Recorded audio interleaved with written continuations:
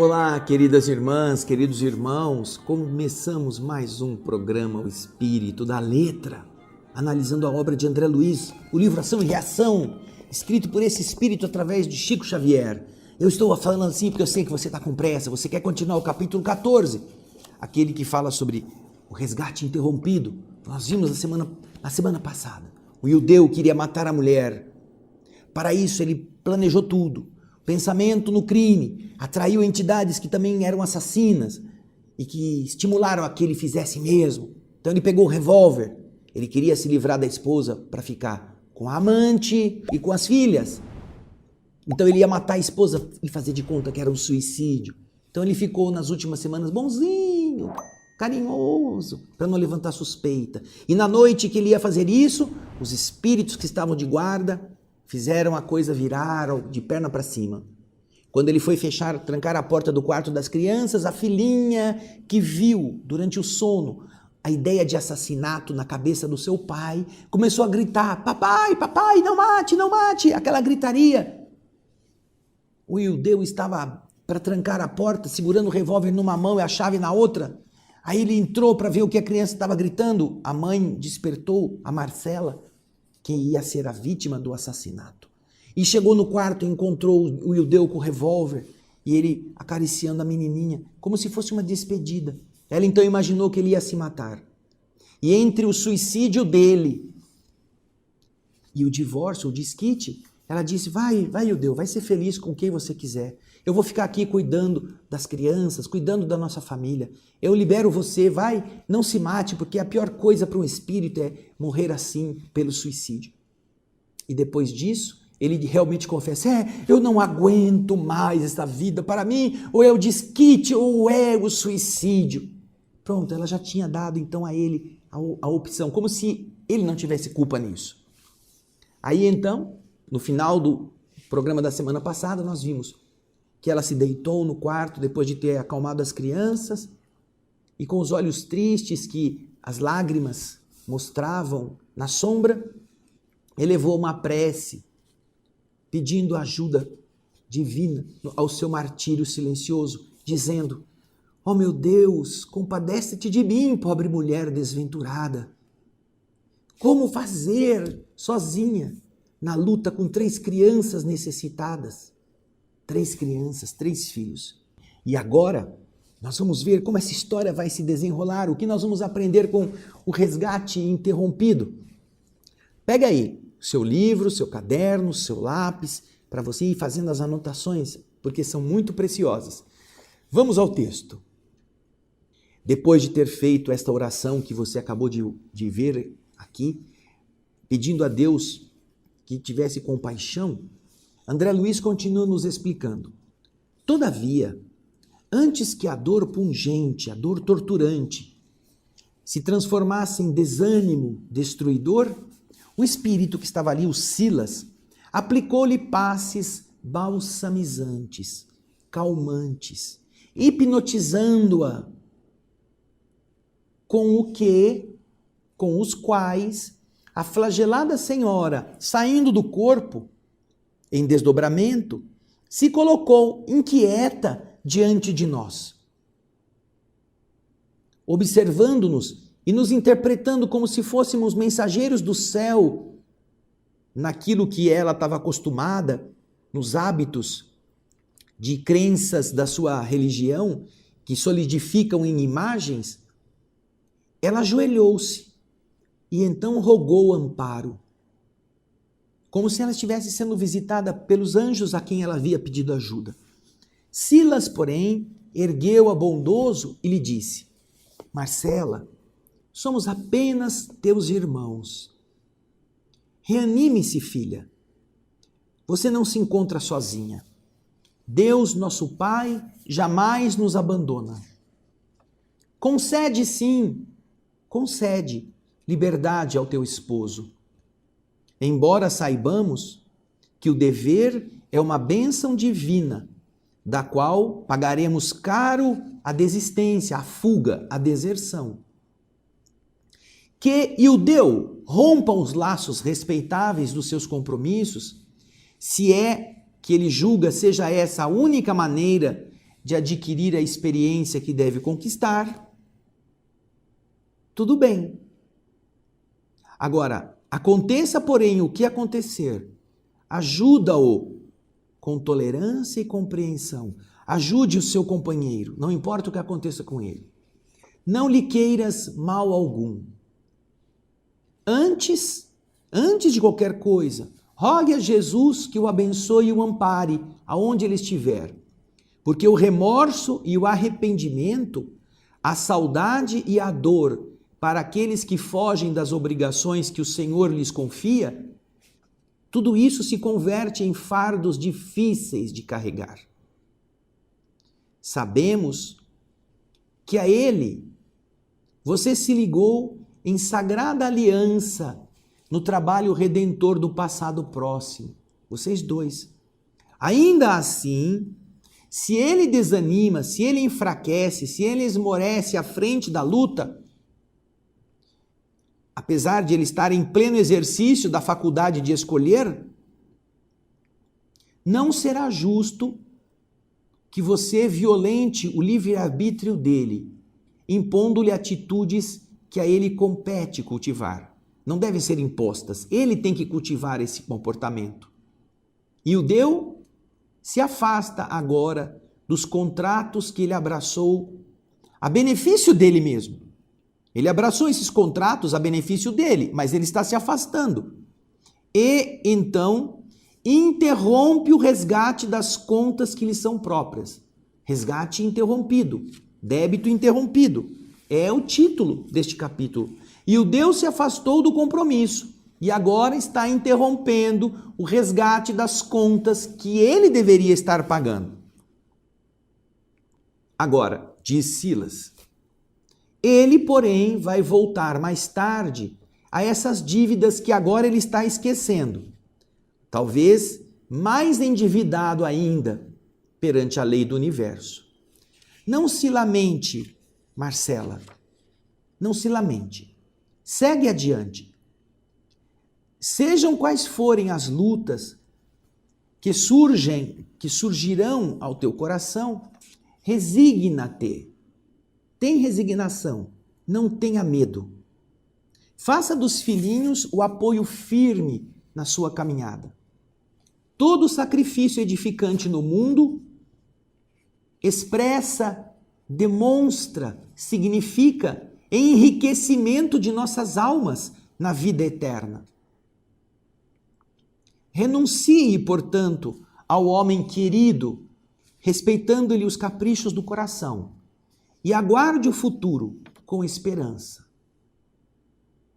E aí André diz o seguinte, e como Marcela chorasse, tendo medo do futuro, diante das contingências materiais, ela ia ter que cuidar das crianças, são 3 filhos, 3 bocas. Silas afagou a sua cabeça e disse, prestativo, Marcela, para mãos dignas, jamais faltará trabalho digno. Contemos com a proteção do Senhor e marchemos com coragem, com desassombro.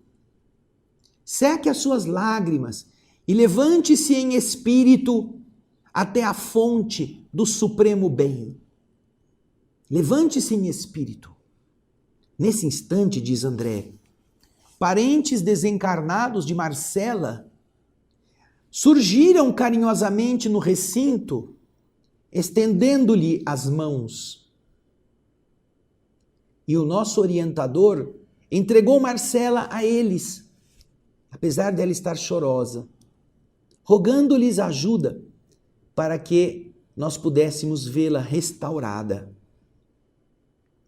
Logo depois disso, diz André, nós nos retiramos. E foi então que nossas perguntas explodiram, irrefreáveis, incontroláveis. Por que Marcela, a esposa, meiga e honesta, era odiada assim tanto pelo esposo? Por que a preferência de Ildeu pelas filhinhas, com tanto desdém, com tanto desprezo pelo filho mais velho? E essa separação que estava agora acontecendo? Seria justo procurar o nosso mentor, fortalecer essa mãezinha desventurada para o desquite, ao invés de incentivá-la a que recuperasse o amor e o devotamento do companheiro. Seria correto fazer isto? O assistente sorriu com evidente desencanto e ponderou. Existe nas anotações no Evangelho de Mateus, capítulo 19, versículos 7 e 8, certa passagem na qual afirma Jesus que o divórcio na terra é permitido a nós outros pela dureza dos nossos corações. Aqui, a medida deve ser prescrita, à maneira de uma medicação violenta em casos desesperadores de desarmonia orgânica. Na febre alta ou no tumor maligno, por exemplo, a intervenção exige métodos drásticos, a fim de que a crise de sofrimento não termine com a loucura ou com a morte fora de tempo, prematura. Nos problemas matrimoniais, agravados pela defecção, pela fuga, pelo abandono de um dos cônjuges, ou mesmo pela deserção dos dois em relação ao dever a cumprir, o divórcio é compreensível como providência contra o crime, seja ele o assassinato ou o suicídio. Entretanto, assim como o choque operatório para o tumor e a quinina para certas febres são recursos de emergência, sem capacidades de liquidar as causas profundas da doença, as quais prosseguem reclamando tratamento longo e laborioso, o divórcio não soluciona o problema da redenção. Porque ninguém se reúne no casamento humano ou nos empreendimentos de elevação espiritual no mundo, ninguém se reúne sem o vínculo do passado. Todos estão reunidos por causa desses vínculos, e esse vínculo, quase sempre, significa dívida no espírito ou compromisso vivo e delongado no tempo. O homem ou a mulher, desse modo, podem provocar o divórcio e obtê-lo, como sendo o menor dos piores males que lhes possam acontecer. Ainda assim, não se liberam da dívida em que se acham envolvidos, cabendo a eles voltar ao pagamento respectivo, tão logo seja oportuno. A gente está vendo o que significa. Primeiro, como disse Jesus, que concede-se carta de divórcio por causa da dureza dos vossos corações. É melhor que se separem do que se matem. Mas isso não altera os compromissos. Todos estamos reunidos, seja no lar, seja nos afazeres da profissão, nos afazeres da convivência, com aqueles com quem temos coisas a acertar, ou com tarefas que nos comprometemos a cumprir pelos nossos equívocos do ontem. Vou citar um exemplo. Uma pessoa no passado foi um desses guerreiros atrozes que cortava pescoços, cortava cabeças, invadia as vilas, destruía tudo, acabava com as esperanças, matava como se mata mosquito. Matava gente. Depois de perceber os equívocos, o que ele pode programar? Será que seria pedagógico que ele nascesse e fosse assassinado por todas aquelas pessoas? Então, se ele matou 500, tinha que nascer 500 vezes para ser assassinado 500 vezes. A justiça do universo não se vinga, educa. Então, depois que o espírito passou pelas dores próprias dos seus atos treslocados, ele pode programar uma reencarnação como um médico. Um médico. Um médico que vai, através do seu saber, da sua inteligência, do seu devotamento, curar. Vai ser o veículo da melhora, vai medicar aqueles que chegarem ao seu consultório, muitas vezes os mesmos que no passado foram suas vítimas, ou outros que não tem nada a ver com o seu ontem, mas que estão precisando do seu saber agora e da sua competência.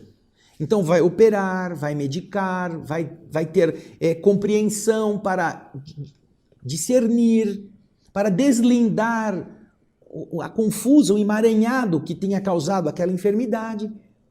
Tudo isso fazendo o bem para resgatar-se do mal que já fez. Então, esse é um compromisso desse espírito. Então você imagina que ao chegar na terra, ele só queira ganhar dinheiro, ganhar dinheiro, ganhar dinheiro, manda os pobres embora, não quer saber, só quer atender gente rica. Ele não estará cumprindo seu compromisso. Estará se comprometendo mais. Portanto, é importante que você perceba isso. Nós não estaremos cumprindo aquela missão ou aquele compromisso, aquele contrato que nós assumimos no caso do divórcio. E por causa disto, é compreensível que se interrompa, mas mais adiante vai ter que ser retomado, para que de verdade a gente aprenda aquilo que nós não aprendemos ainda. Mas é uma medida paliativa, não é uma medida definitiva, não resolve o problema. E é por isso que o Silas disse a Marcela: não seja má com seu marido, mesmo que ele esteja com outra. Procure ajudá-lo em tudo, procure compreendê-lo, procure dar a ele uma oportunidade de redenção. Porque você não sabe o quanto vai lhe pesar o remorso e o sentimento de culpa. Puxa vida. Eu conheço uma pessoa, aliás, eu conheço várias nessa situação, mas uma delas é especial. A filha engravidou de um rapaz drogado e o cara não quis saber do filho, não queria compromissos. A moça também não tinha muito juízo, mas a mãe da moça assumiu a criação do garoto e fez de tudo e o garoto cresceu. Hoje o garoto é um homem, estudou, formado, está com a mãe, mas mora com a avó. Foi a avó quem o educou. O pai, depois de 20 e poucos anos, não teve nenhum prazer de ver o filho. Mas carrega a consciência de culpa de ter gerado um ser que ele não fez nada para sustentar, nem para dar educação. Enquanto que a mãe e a avó, que criaram sozinhas o rapaz, nem se lembram dos esforços e dos sacrifícios que passaram para fazer isto. Trabalharam, fizeram sacrifícios materiais e educaram mais um ser. Enquanto que o outro, o que abandonou, carrega o peso. Ai, será que o meu filho vai me aceitar como seu pai? Puxa vida, né? Isso que o Silas está dizendo a ela. Aquele que foge, não foge do compromisso, fica com a culpa de não ter assumido. E mais adiante, talvez tente recuperar-se desta culpa, procurando aproximar-se então novamente. Vamos voltar ao texto. Aí, como as nossas muitas interrogações pairavam no ar, o generoso orientador prosseguiu dizendo: no caso de Ildeu e de Marcela, já meticulosamente estudado em nossa mansão, temos duas almas em processos de reajuste há vários séculos. Para não nos perdermos em compridas investigações, convém lembrar tão somente algumas notas da última existência, em que os dois, como marido e mulher, aqui mesmo no Brasil, se entregaram a difíceis experiências. Ele, Ildeu, depois de casado, continuou irrequieto entre a irresponsabilidade e a aventura, nas quais seduziu duas moças, filhas do mesmo lar. Primeiramente, enganou uma delas, abandonando a sua esposa que a lei lhe havia confiado.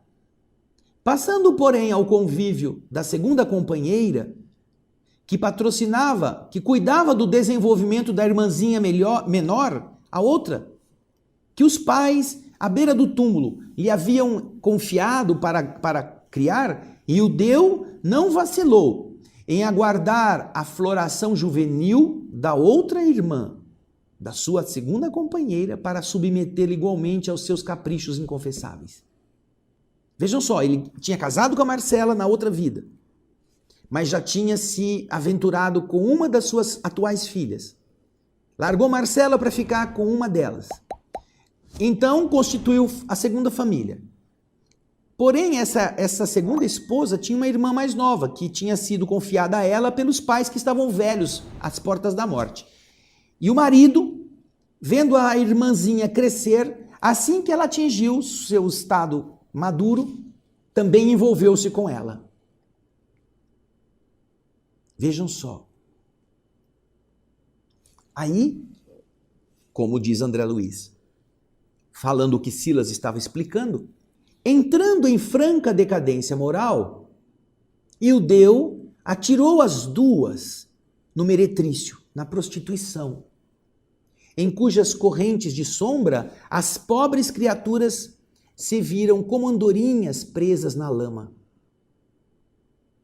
Abandonada a esposa, que era então a mesma companheira de agora, a Marcela, a sofredora mulher, incapaz de sofrear-se no isolamento, de conter-se na solidão, após 5 anos de expectativa e solidão, aceitou a companhia de um homem digno e trabalhador, com quem passou a viver maritalmente, como marido e mulher.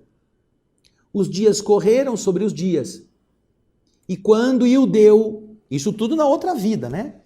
Ainda relativamente moço, mas totalmente vencido pela intemperança, pelos desgastes e pelo deboche, quando ele voltou doente à cidade em que ele tinha se casado, buscando o aconchego da esposa, cuja fidelidade carinhosa ele mesmo havia destruído, e agora voltou não mais na ânsia de ajudá-la ou de amá-la, e sim no propósito de escravizá-la como enfermeira do seu corpo abatido, eis que Ildeu reencontra a sua esposa feliz junto de outro.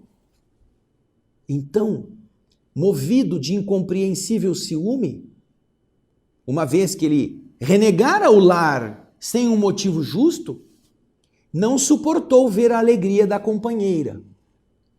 E então matou o seu novo companheiro. Dentro em breve, todo o grupo que Ildeu infelicitou se reúne, inclusive ele próprio, na esfera espiritual, onde a justiça da lei sopesa, compara, faz a aferição dos méritos e deméritos de cada um. E com o amparo de abnegados benfeitores, regressam as personagens do drama doloroso ao resgate na atual encarnação, com Ildeu à frente das responsabilidades porque ele tem maiores culpas. Marcela concorda em ajudá-lo e retoma o posto antigo, ajudando-o na condição de esposa fiel.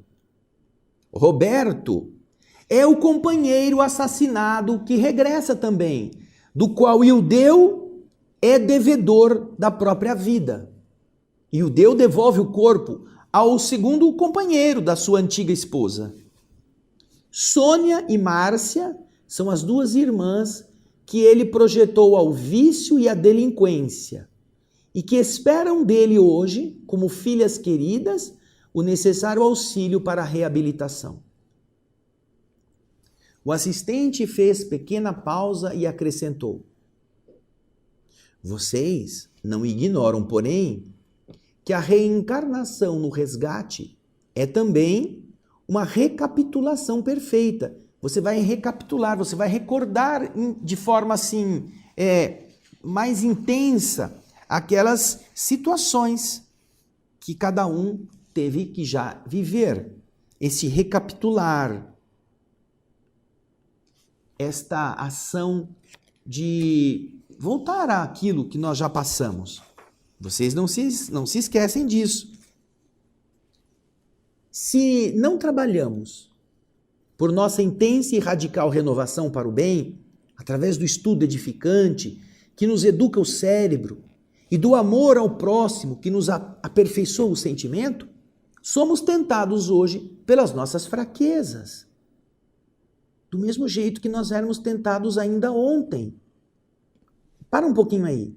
Como é que a gente evita ser tentado, então? Sucumbir às tentações que são as mesmas do nosso vínculo. Lembra que eu falei no programa passado que a gente dobra uma folha e ela fica uma marca? Como é que você se livra dessa marca numa vida futura? Porque ela vai estar lá no nosso espírito. Você se limpa, você se melhora como? Utilizando-se do estudo, como disse o texto. Você vai estudar para compreender como funcionam estas coisas, o que vai permitir que você eduque o seu cérebro. Quando você sabe que quanto mais você pensar numa coisa, mais você se prende a ela, o seu cérebro pode refazer isto. Ele pode fazer um recall, ele pode se recuperar por outro caminho. E também, por outro lado, você trabalha o amor ao próximo, aperfeiçoando o sentimento. Cérebro e sentimento precisam estar juntos no trabalho de reforma, para que aquele vínculo, você precisa recuperar-se, para que ele não seja a pedra de tropeço, onde você vai cair de novo. Então, o que acontece é que você, com o pensamento esclarecido, com o sentimento melhorado, você vai dizer, não, eu preciso dessa família, eu não posso me aventurar. Você pode ter até a tendência de gostar de outras mulheres ou de outros homens, mas você vai dizer, não, isso não será bom para os meus compromissos. Você vai ocupar a mente em outras tarefas, vai ocupar o seu afeto de outra maneira. Por isso que é importante o que André Luiz está falando aqui, destes dois lados do nosso eu desenvolvidos. Porque certamente nós vamos passar por situações que vão testar nossas fraquezas, aquele vínculo daquela nossa folha no nosso espírito. Vamos voltar aqui ao texto. Através do estudo edificante que nos educa o cérebro e do amor ao próximo que nos aperfeiçoa o sentimento, nós nos preparamos, porque nós somos tentados hoje pelas nossas fraquezas, como éramos tentados ainda ontem, porque nada fizemos por suprimi-las, passando habitualmente a reincidir nas mesmas faltas, quando nós não usamos o pensamento e o sentimento de forma mais adequadas. Segundo vocês observam, diz o Silas, e o deu displicente e surdo aos avisos da vida, é o mesmo homem do passado, buscando a suposta felicidade fora do templo doméstico, desprezando a esposa, a mesma que ele já havia desprezado, e querendo estremecidamente, profundamente, arraigadamente, estimadamente, as filhinhas, nas quais ele sente, ele reencontra as mesmas companheiras do passado, aquelas que ele desencaminhou. E ele, depois desta avaliação, nada faz por perder a instintiva aversão pelo filho. Quando ele voltou doente para que a sua antiga esposa cuidasse dele, ele encontrou a esposa feliz com outro homem, que ele mata. Então agora, ele também não fez nada para perder esta antipatia, esta aversão pelo filhinho, em cujo contato ele adivinha aquele antigo rival, que ele foi vítima da fúria arrasadora. Puxa vida, né? Quanta coisa, quanta burrada repetida, quanta coisa mal feita de novo. Só porque falta a noção de Deus e a compreensão das leis do universo através do cérebro. Deus no coração, compreendendo os sentimentos, e Deus no cérebro, entendendo a lei.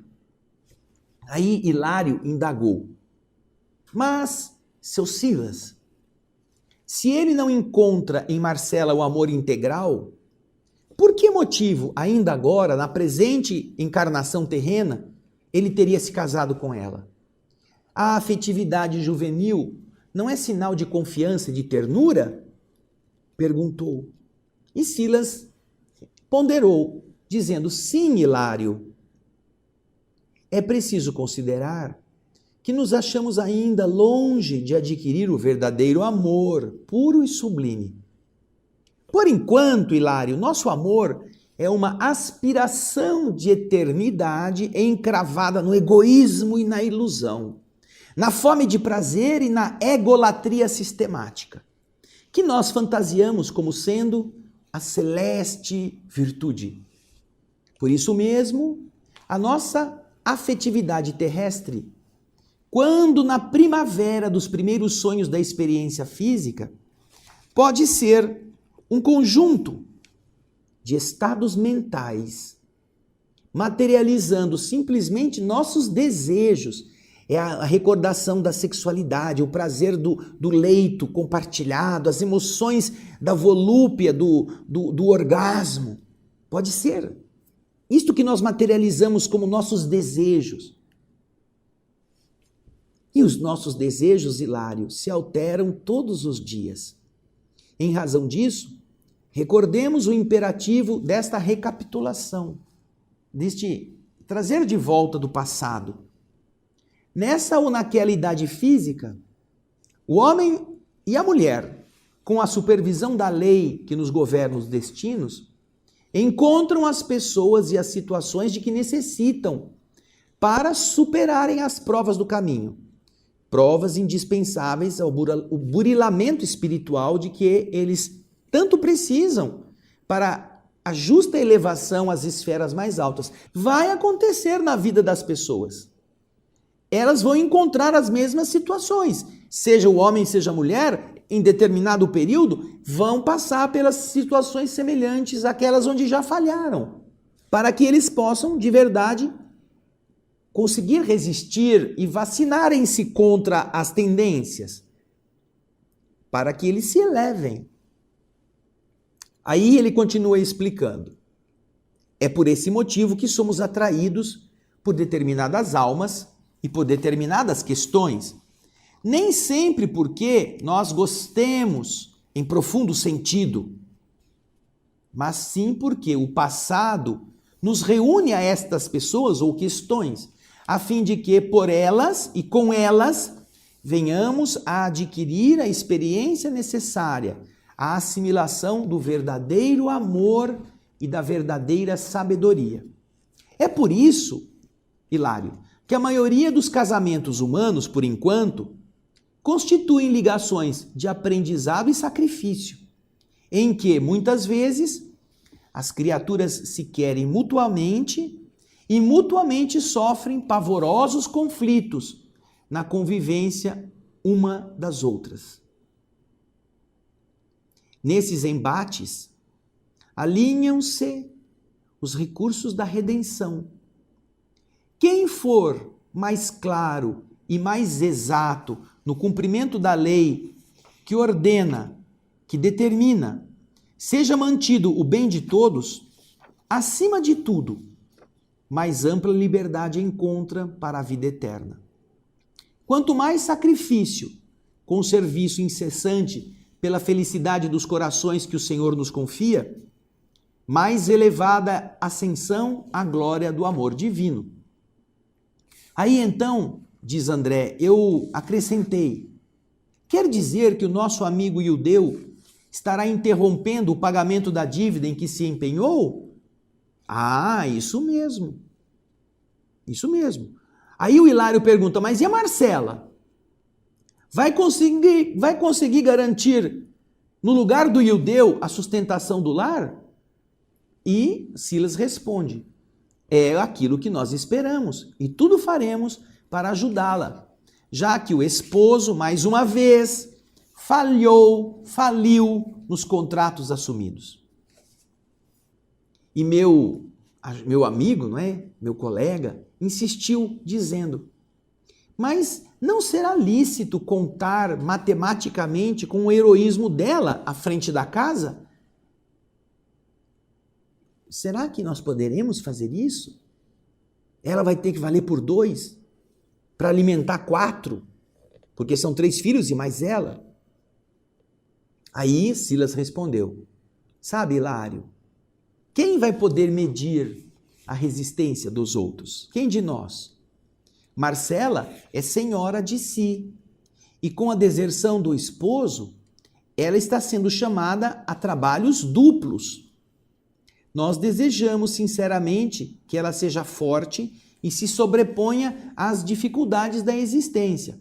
Mas, se ela deslizar para delituosos desequilíbrios que lhe comprometam a estabilidade doméstica, na qual os filhos devem crescer para o bem, mais complicado e mais extenso vai se tornar o débito do Ildeu, do marido. Porque as falhas que ela venha a cometer serão atenuadas pelo injustificável abandono em que lançou a família toda quando o marido foi embora. Quem se faz responsável por nossas quedas experimenta em si mesmo a ampliação dos próprios crimes. Veja que coisa importante. Isso está lá no Livro dos Espíritos, pergunta 642. É preciso fazer todo o bem, porque cada um é responsável por todo o mal que decorra de um bem que você não fez. E o Deus será mais responsável se Marcela falhar. Ela terá atenuante, porque foi abandonada para cuidar de 3 crianças. Se ela se equivocar. Mas Ildeu é o responsável por isso. Então Hilário meditou e disse em seguida: vamos imaginar, porém, seu Silas, que Marcela e os filhinhos consigam vencer a crise, esmagando com o tempo as necessidades de que agora eles são vítimas. Vamos imaginá-los terminando a atual encarnação com plena vitória moral, em confronto com o Ildeu, retardado, impenitente e devedor. Vamos imaginar isto. Se a esposa e os filhos, então, definitivamente guindados à luz, dispensarem qualquer contato com a sombra, em franca ascensão às linhas superiores da vida, a quem que Ildeu vai pagar o montante das dívidas em que ele se agravou? A quem? Silas fez um gesto significativo e explicou. Sabe, Hilário, embora estejamos todos, uns diante dos outros, em processos reparadores de culpas recíprocas, em verdade, Hilário, antes de tudo, nós somos devedores da lei em nossas consciências. Fazendo mal aos outros, praticamos o mal contra nós mesmos. Caso Marcela e os filhinhos se ergam um dia a plenos céus, e na hipótese de guardar-se Ildeu, nosso amigo, mergulhado na terra, Ildeu vai senti-los, vai encontrá-los na própria consciência, sofredores e tristes, quais os tornou. O que ele fez pelos seus parentes? E ficará atormentado pelas recordações que ele traçou para ele mesmo. E vai pagar isto em serviço a outras almas no caminho evolutivo. Vai pagar a outros o débito que lhe está pesando no espírito, de vez que, ao ferir os outros, na essência, estamos ferindo a obra de Deus, de cujas leis soberanas nos fazemos réus infelizes, reclamando quitação e reajuste. E aí Hilário ia falar alguma coisa, dizendo, mas então isso quer dizer... Mas logo assim o assistente interrompeu a sua fala, em que já surpreendia as ideias e respondeu. Hilário, isso quer dizer que, se Ildeu mais tarde desejar reunir-se a Marcela, Roberto, Sônia e Márcia, então redimidos, já melhorados nas esferas superiores, Ildeu deverá possuir uma consciência tão dignificada e sublime quanto a deles, de modo a não se envergonhar de si mesmo, considerando-se a probabilidade de triunfo para a esposa e os filhinhos nas provas árduas que o porvir lhes reserva. Aí Hilário, muito triste, disse, meu Deus, quanto tempo então para um trabalho desses? E quanta dificuldade para o reencontro se os entes queridos não se dispuserem a esperar. E Silas confirma, é verdade, Hilário. Quem se retarda por gosto não pode queixar-se de quem avança. A cada um segundo suas obras, ensinou o divino orientador. E ninguém no universo conseguirá fugir da lei. Eu e Hilário, profundamente tocados pela lição, nos calamos confundidos para orar e pensar. E nós também, não é? Precisamos orar e pensar. Quantas coisas estão neste emaranhado de vidas passadas, relações presentes, e como somos responsáveis por reerguer aqueles que nós derrubamos. Porém, se aqueles que nós derrubamos se ergueram por si mesmos, já estão lá para cima e já nos perdoaram, nós continuamos devendo. Por isso que o perdão é a vingança da vítima. Porque quando a vítima perdoa, ela não livra o algoz de ter que pagar pelo erro. Ela vai embora. Ela joga o lixo no lixo e vai para cima, vai para frente. Mas quem errou continua com o erro. E é isso que vai fazer com que ele precise, se não para os mesmos que ele feriu, reerguer outros, porque no fundo nós ferimos a obra de Deus. Se aqueles a quem nós prejudicamos já nos esqueceram, já nos perdoaram, nós somos devedores da obra divina porque nós estragamos a obra. Nós temos que arrumá-la. Então vamos fazer isso com outras pessoas. Tudo isso é a expressão do que o Livro dos Espíritos nos apresenta como consequência. E naturalmente devemos olhar nossas inclinações para perceber na nossa vaidade, no nosso orgulho, na nossa altivez, na nossa grandeza, na sede de reconhecimento, os vincos de nossos erros do passado, contra os quais nós temos que lutar, usando o cérebro através do estudo, com o Cristo, com Jesus, e usando o sentimento através do amor ao próximo nas diversas manifestações desse amor. Nós iremos atenuando aqueles vincos e resistiremos. Vamos colocar uma folha nova por cima da folha vincada. E aí nós poderemos impedir que aquele vinco se dobre de novo. Mas precisamos fazer isso. Nós é que temos este dever. No próximo programa nós vamos para o capítulo 15º, Orientações Oportunas.